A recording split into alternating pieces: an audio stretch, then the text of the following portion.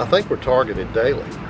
It's on a regular basis. It's you know, we're discovering constantly through our inspections that we find places where, especially out in the rural areas, where copper's been stripped from poles.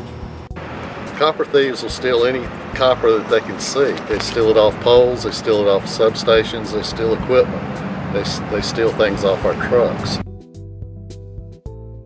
Copper is used as a grounding mechanism on our distribution system. And it's used in our substations and on our poles. And if you don't have proper grounding, it really creates a situation where there's a potential for electric shock or potentially even electrocution of a person, whether it be an employee of ours or just the general public that may come in contact with any of our facilities. Safety. Again, safety is still the biggest concern that we have.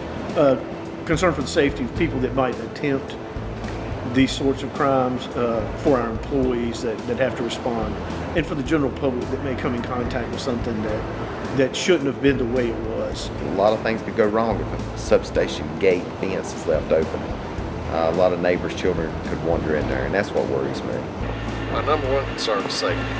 Unfortunately, a little over a year ago, we actually had a death occur in a substation where two young men had broken into a substation and were trying to remove some copper from some energized equipment, and one of them, unfortunately, was electrocuted. Most of the time they target the least traveled places and the darkest places. But we have had some that steal copper out of well-lit substations. So those are the two areas they tend to focus on, are at the substations and on the poles, and then obviously storage facilities where we store the copper that we install in substations and on poles.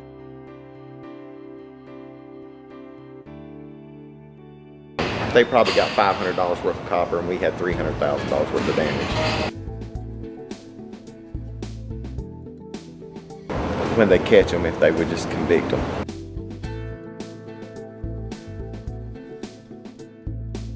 Please report it. Please call 911 if they see anybody around a substation that does not look like one of our employees.